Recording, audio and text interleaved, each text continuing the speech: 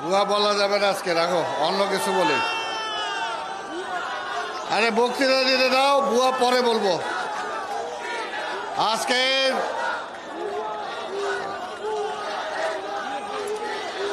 রাখো। আজকের এই যুব সমাবেশের সংগ্রামী সভাপতি, যুবদলের ভারপ্রাপ্ত সভাপতি জনাব মামুন হাসান উপস্থিত আছেন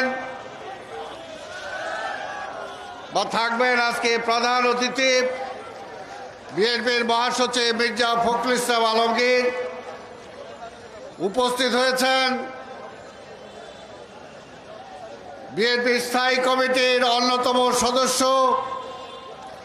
সাবেক মন্ত্রী জননেতা জনাব বাবু গয়েশ্বরচন্দ্র রায় উপস্থিত হয়েছেন।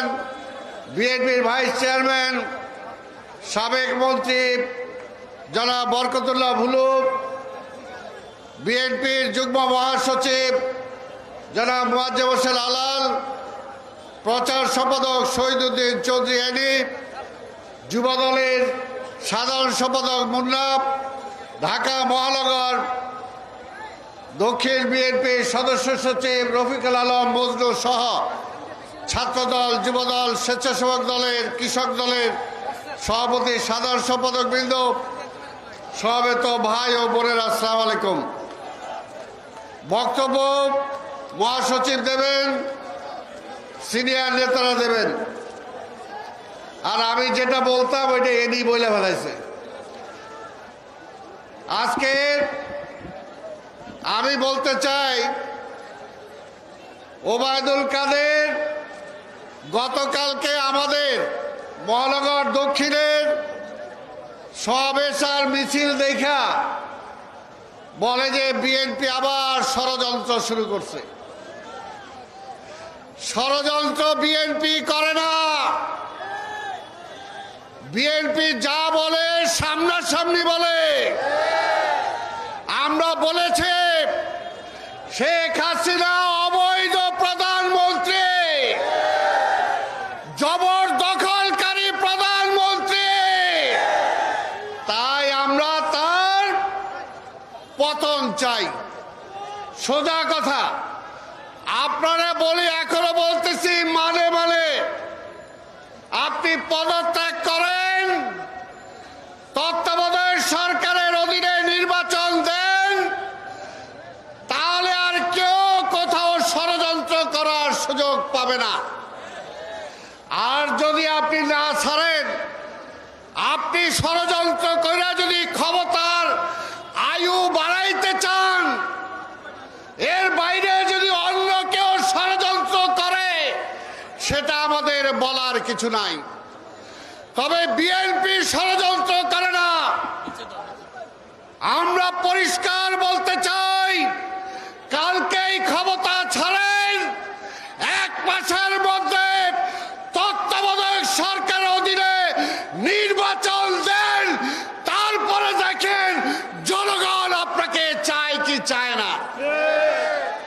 2 দিন আগে বলছেন শেখ হাসিনা, বলে আমি আর কিছু চাই না, জনগণ আমার সাথে আছে। কোন জনগণ?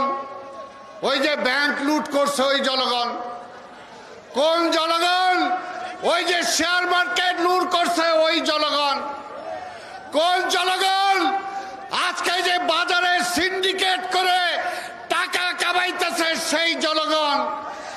আর এইখানে কিছু কিছু প্রশাসনের যারা আছেন, পুলিশেরও সবাইকে বলবো না, প্রশাসনেরও সবাইকে বলবো না, উচ্চ পদস্থ কিছু আছেন, তার সাথে নিজের গায়ের চামড়া বাঁচানোর জন্য শেখ হাসিনাকে টিকায় রাখতে চান। পরিষ্কার কথা, পরিষ্কার কথা বলতে চাই, দেশনেত্রী বেগম খালেদা জিয়াকে কারাগারে নিয়েছেন, তার চিকিৎসার সুযোগ দেন না। আবার বলেন আপনি নাকি জনপ্রিয়। আজকে এই পুলিশের সামনে, এই সাংবাদিক ভাইদের সামনে পরিষ্কার বলে দিলাম, আপনারা শেখ হাসিনারে বলেন যদি জোর করেই ভোট ছাড়া জোর করেই যদি জনমত যাচাই করেন তাহলে একদিন আসেন শেখ হাসিনা কোথায় জনসভা করবে, আর আমরা বেগম খালেদা জিয়াও লাগবে না, আমাদের নেতা তারেক রহমান মোবাইলের মাধ্যমে বক্তৃতা করবে, দেখে যাক জনগণ কাকে চায়।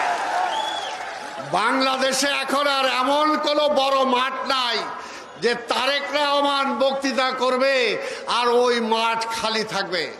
আসেন, চ্যালেঞ্জ দিলাম, যদি সাহস থাকে পুলিশ বাদ দিয়া, প্রশাসন বাদ দিয়া, এমনি আমাদের সবার ঠেকানোর জন্যই তো লঞ্চ বন্ধ করে দেন, ট্রেন বন্ধ করে দেন, কত কিছু করেও তো ঠেকানো যায় না।